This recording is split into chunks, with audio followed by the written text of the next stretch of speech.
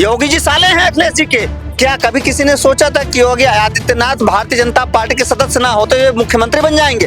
अगर hack possible है, EVM hack करके दिखाओ। मैं ईवीएम, हाँ, अरे यही अगर हैक कर सुनो सकते हो तो तुम भी हैक करो। हम तो सुन रहे हैं, तुम सुनाओ। मुख्यमंत्री बनाया तो किसको? जो बसपा कांग्रेस से आया उसको, ब्रजेश पाठक को बनाया। आज उत्तर प्रदेश की 9 विधानसभा सीटों पर जो उपचुनाव हुए उसका रिजल्ट निकला। रिजल्ट के बाद पूरे उत्तर प्रदेश में जश्न का माहौल है। बीजेपी कार्यकर्ता बहुत ही खुश नजर आ रहे हैं। इस वक्त हम मौजूद हैं दारुसफा पर, चाय की चुस्कियां यहाँ पर लोग ले रहे हैं। इसी चुस्कियों से के साथ बात करते हैं, लोगों के मन की बात टटोलने की कोशिश करते हैं कि आज के दिन को कैसे देखते हैं। सर क्या नाम है? विनीत कुमार जी विनीत कुमार, आज उत्तर प्रदेश में 7 सीटों पर बीजेपी ने जीत हासिल की है, क्या कहना चाहेंगे? मैं बहुत खुश हूँ क्योंकि बीजेपी जीती है उपचुनाव ये, और हम चाहते थे जिस तरह की अभी पिछले बार संसदीय के चुनाव हुए उसमें सपा थोड़ी हावी हुई थी यूपी इस पे, बीजेपी पे सीटें कम हुई थी, तो अब इधर बीजेपी जीती है, इसलिए हम बहुत खुश हैं। जिस तरह से जीत हुई है 27 में, किस तरह से देखते हैं कि 27 में कौन सत्ता संभालेगा? बीजेपी ही संभालेगी। बीजेपी संभालेगी। दादाजी, बदलाव लाना चाहते हैं उत्तर प्रदेश में? अभी 27 आने दीजिए, फिर बात करेंगे। नहीं, बात क्या, आज जनता ने तय कर दिया, आज जनता ने तय कर दिया कि 27 में क्या होने वाला, और आप बोल रहे हैं बात करेंगे। आप ही वोट करेंगे ना, आप ही डिसाइड करेंगे। अभी हमको लगता है कि काफी दिन बाकी हैं, 700 से अधिक दिन हैं। तो 700 दिन में कौन रहेगा कौन नहीं रहेगा ये बात की बात है, इसलिए कोई वादा नहीं किया जा सकता। जब चुनाव आएगा उस समय हम लोग बात करेंगे, तब परिस्थितियां क्या बनेंगी। खुश नहीं है हमको लगता है आप? जी खुश नहीं है हमको लगता है बीजेपी की जीत पर? नहीं, ऐसा तो नहीं है भाई। जब बीजेपी की सत्ता है तो जीते हुए हारे क्या फर्क पड़ता है? अगर वो हार भी जाती 7 सीट 9 सीट तो क्या उसकी सत्ता चली जाती? क्या नहीं, सत्ता नहीं जाती। तो तब हुआ जाता है जब अपने पास ना हो, कोई चीज और मिल जाए तब खुशी होती है। जो पहले से हम खाए पिए पेट भरे हैं उसके बाद हमारे सामने कुछ भी रहे तो क्या मतलब है उसका?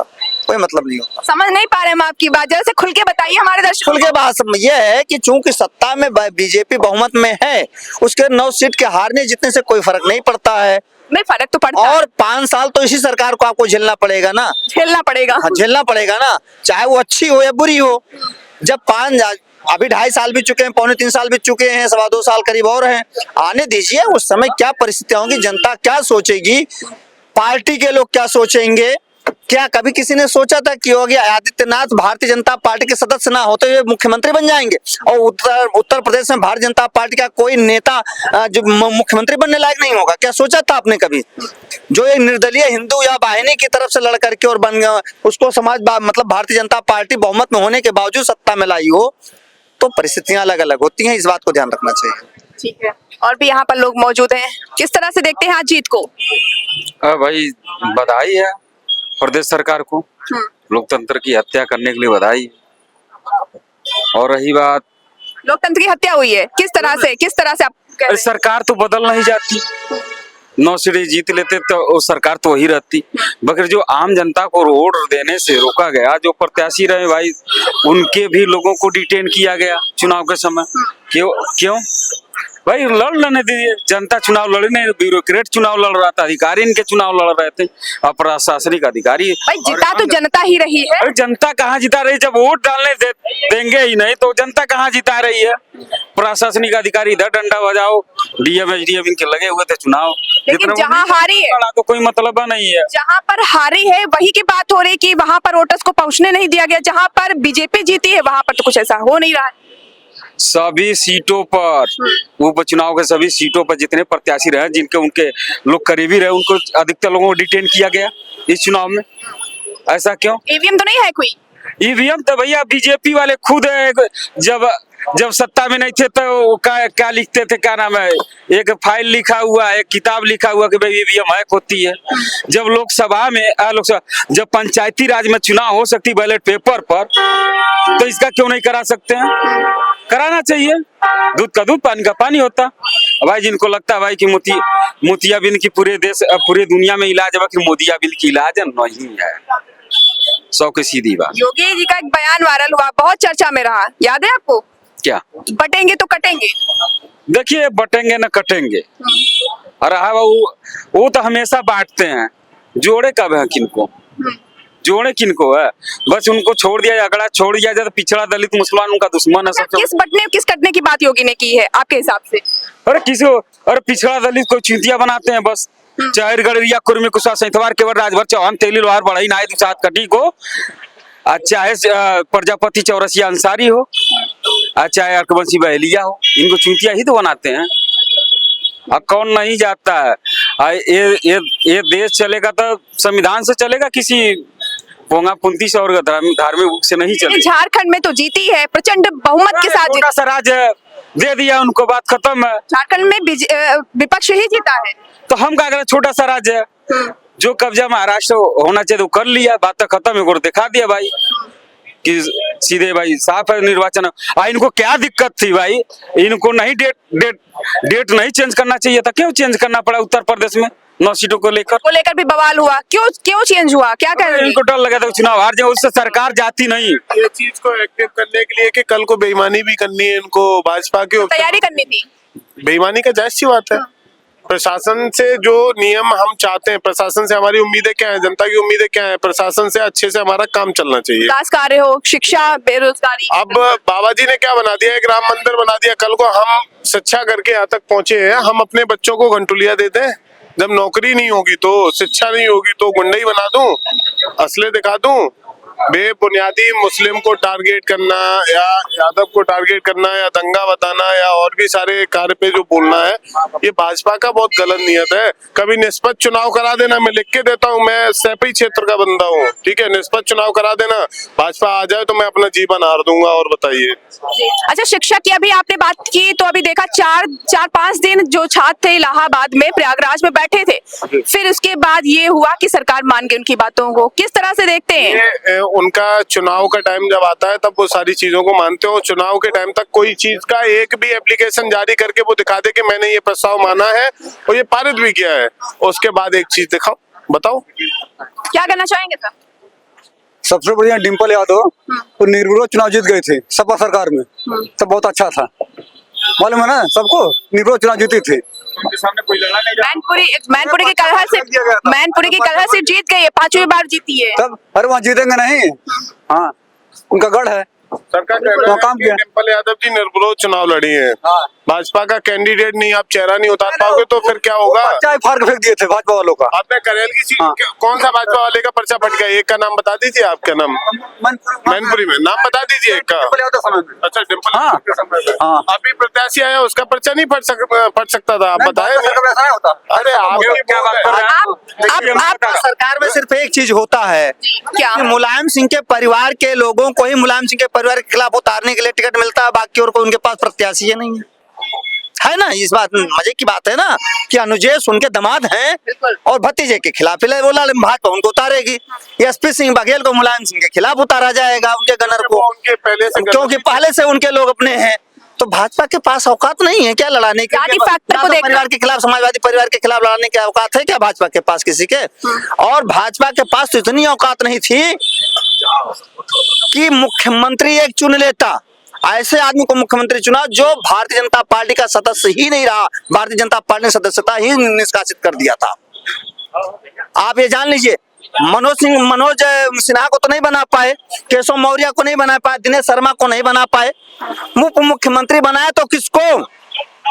जो बसपा कांग्रेस से आया उसको, ब्रजेश पाठक को बनाया। इनके पास लक्ष्मीकांत वाजपेयी थे, उनको नहीं बना पाई है। इनके पास चुनाव का प्रक्रिया ही नहीं है, ये गुंडागर्दी करते हैं, जो पैसा दे उसका काम करो। करते हैं गुंडागर्दी। अरे सपा में अखिलेश यादव जी अगर दम है तो अपने परिवार छोड़ किसी और मुख्यमंत्री दावेदार पेश करें। वो उनको खाली अपने परिवार को चाहिए, चाहे टिकट हो चाहे मुख्यमंत्री के दावेदार चाहिए। और बताइए, सामने करा देंगे इस चीज को भी। आप जो कहना वो तो परिवार, उस पर तो टैग लगा है भाई, वो मतलब परिवारवादी पार्टी की। मैं यही कहना चाह रहा हूँ कि अखिलेश यादव का मुख्यमंत्री कार्य किसी को बना दें और उन्हीं के बहनोई को टिकट भारतीय जनता पार्टी दे रही है, तो कहीं ना कहीं साले बहनोई का खेल चल रहा है ना। योगी जी साले हैं अखिलेश जी के, पृथ्वी जी के साले हैं कि नहीं है? तो साले बहनोई का खेल चल रहा है।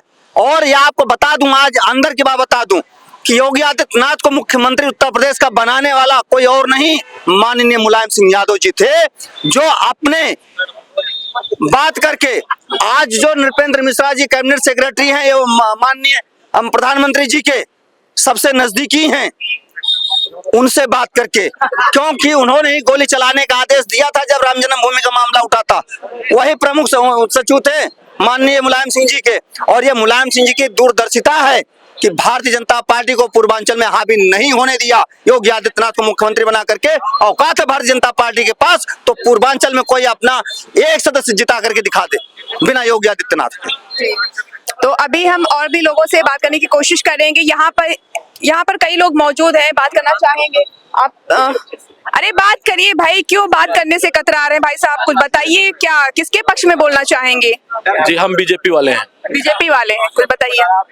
आप बहुत खुश हैं, जो है बीजेपी ने महाराष्ट्र में सरकार बनाई है और झारखंड में हार गई। हार जीत चलती रहती है। क्या कहना है? वहाँ ईवीएम हैक नहीं हो पाई, वहाँ फेल हो गया। जो हैक करने का प्रोसेस है वहाँ फेल हो गया, वहाँ हैक नहीं कर पाए, इसलिए वहाँ पे हार गए। ये मतलब भाई लोग बता रहे थे ना, कहाँ गए भैया हमारे एक सज्जन पुरुष बता रहे थे हैक हो गई ईवीएम, है ना। और क्या क्या बैठा लिया, कोई भैया बता रहे थे कि ये आप खड़े हैं, कह रहे थे 100 लोगों को जब्त कर लिया, कब्जे में ले लिया, उसके बाद चुनाव कराया, डेट बढ़ा दी। अगर ये सब प्रोसेस अगर पॉसिबल है, ये तो ये टेक्नोलॉजी क्या भारतीय जनता पार्टी के पास ही है हैक करने की। उन्होंने अपना कोई कॉपीराइट ले रखा है क्या? अगर हैक पॉसिबल है तो भैया तुम भी हैक करो यार, ईवीएम हैक करके दिखाओ। मैं ईवीएम, हाँ, अरे यही तब अगर हैक सुनो, तो तुम भी हैक करो। हम तो सुन रहे हैं, तुम सुनो, सुनाओ। एक एक करके राज्य पंचायती चुनाव हो सकता है, राज्य पंचायती चुनाव जब बैलेट से हो सकता है, इसमें कराने में क्या ये दिक्कत है? देश चुनाव की बातचीत तो चल रही है ना, क्लियर कर ही नहीं पा रहे यार, कहाँ चुनाव कराओगे? भैया क्या क्लियर नहीं हो रहा? तुम डेट कहाँ क्लियर करा? मंदिर की डेट क्लियर नहीं हुई। अरे तुम यार, तो मंदिर की डेट अरे नहीं यार, बताओगे। मंदिर सुनो, हो गया, मंदिर आप नहीं। डेट पूछ रहे हो। सुनो सुने? 13 तारीख आराम से बात करिए, आराम से। 13 तारीख वोटिंग होने वाला था, 20 तारीख को क्यों कराए?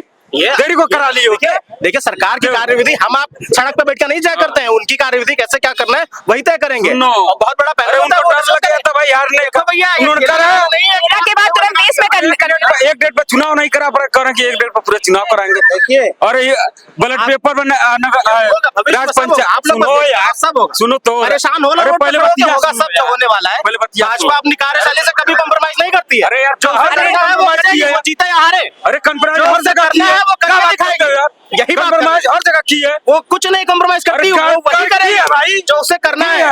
और आप 2-4 लोगों के कहने से भाजपा हारेगी नहीं, भाजपा जीतेगी, भाजपा फिर आएगी। हार जाते हैं तो चुनाव आयोग पे और ईवीएम पे झगड़ा फोड़ते हैं, प्रशासन पे बस, फोड़ते बस, हैं, हारने यही के इनका बाद काम आ गया। है। अभी ये झारखंड जीते हैं, वहाँ किस पे झगड़ा फोड़ रहे हाँ, हैं? नहीं, जीते हैं वहाँ बताइए, की बात वहाँ छोड़ो, एकदम साइलेंट छोटा है। राज्य, वो राज्य नहीं है। अब ये कह रहे हैं वहाँ एक कह रहे हैं, कह रहे हैं कि छोटा राज्य है, मोदी ने दे दिया, वहाँ ईवीएम हैक नहीं कराया। ये लो ऐसे आदमी है। ये जरा सा गाँव देखिए, है, भारतीय जनता जनता के पास पार्टी आदिवासियों के लिए 100 बच्चों का एक विद्यालय अभी योगी आदित्यनाथ बनवाया है। करीब 150 बच्चों का, वहाँ रहते हैं, खाते पीते हैं, पढ़ते हैं, हम बराबर देखने वाले।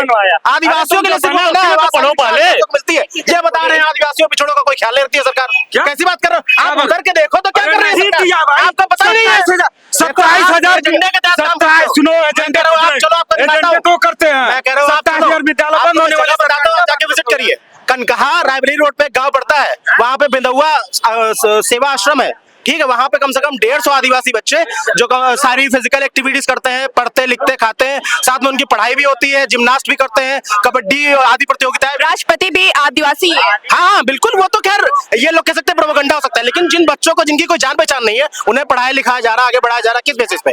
उनसे तो ये नहीं कि आप प्रमोट कर रहे हैं। कहीं भाजपा सरकार ये बता भी नहीं रही कि हमने कर दिया। एक दिन गए, इनॉग्रेट करके चले आए, वो बच्चे पढ़ रहे हैं, खा रहे हैं, खेल रहे हैं, ठीक है, और समाज के सहयोग से। एक मिनट, अगर समाज ने सेवा सिर्फ टारगेट करना हो तो कुछ भी कर सकते हैं आप अपने एजेंडे। ये 10 साल मैं कह रहा हूँ, अभी 20 साल ऐसे लोग और चिल्लाएंगे और कुछ नहीं मिलेगा उन्हें। कम से कम 20 साल ऐसे ही चिल्लाते रहेंगे रोडों पे। मैं एक शब्द भाई आप इनकी भी बात सुन लेते हैं, क्या इनकी विचार क्या है? आप अपने विचार बताइए। इंदिरा गांधी के राज था, हैं?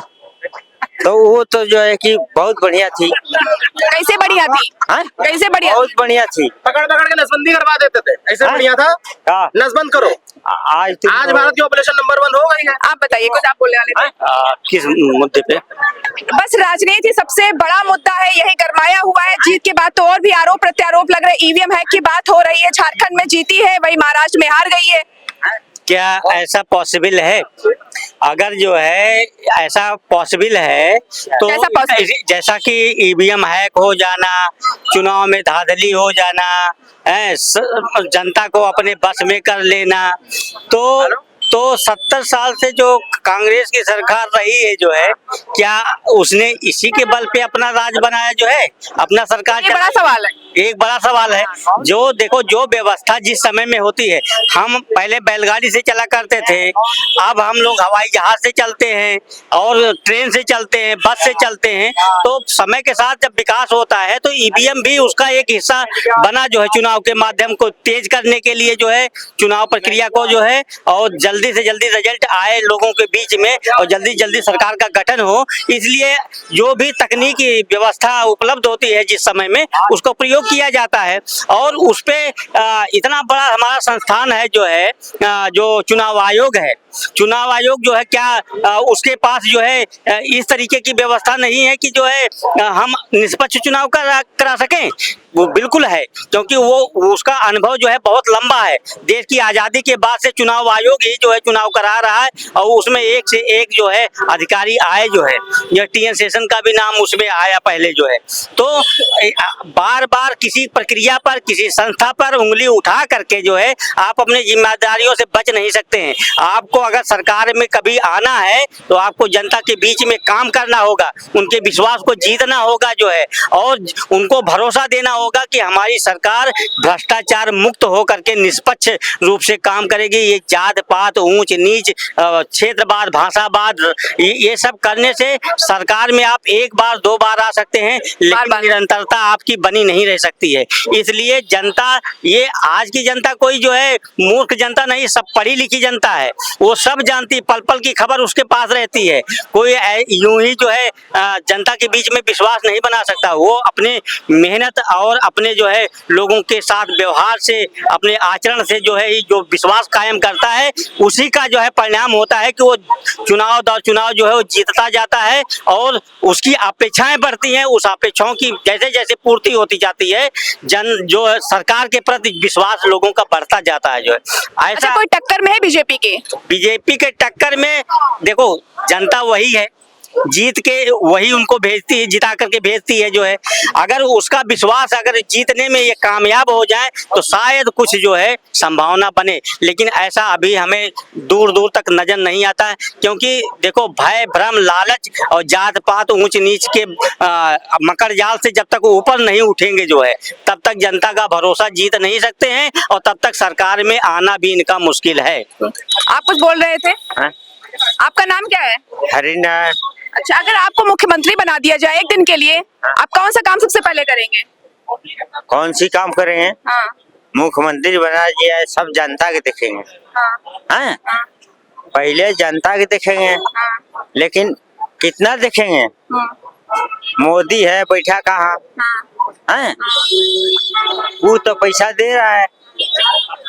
आप करते क्या है? करते क्या है? ठेकेदारी करते हैं। ठेकेदारी करते हैं? हाँ। कितना पैसा कमाते हैं? 10,000। सबसे ज्यादा पैसा खर्च कहाँ करते हैं? पैसे खर्च कहाँ करते हैं सबसे ज्यादा? सबसे ज्यादा दारू में। हाँ, वो नजर आ रहा है। हाँ। ठीक है। जी, तो और भी भाई साहब यहाँ पर है, बात करेंगे। सर, आपसे भी कुछ बात करते हैं। और कोई बात करना चाहेगा? आप बात करना चाहेंगे? कुछ लोग होते हैं जो सामने से आकर बात करते हैं, अपनी बात रखते हैं, क्योंकि हम जनता के बीच इसीलिए आते हैं क्योंकि वो अपनी बात को रखें और सरकार तक वो अपनी बात पहुंचाए। तो ये बहुत इम्पोर्टेंट होता है कि जनता अपनी बात को रखे और हम माध्यम बनते हैं। तो अभी आपने जो यहाँ पर देखा कि जनता के अपने अपने विचार है, कोई बीजेपी के पक्ष में बात कर रहा है, कोई विपक्ष के पक्ष में बात कर रहा है, तो ये अपनी अलग अलग राय है। फिलहाल अभी 27 का चुनाव होना है, और आज उत्तर प्रदेश के चुनाव का जो रिजल्ट आया है, 9 में से 7 सीटें बीजेपी के हाथ लगी है, वही 2 ही सीटें सिर्फ विपक्ष के हाथ लगी है। तो कहीं ना कहीं ये तय करता है कि 27 में आखिर क्या होने वाला है। कैमरा पर्सन अनिल के साथ मैं ममता, न्यूज़ 7 मीडिया, लखनऊ।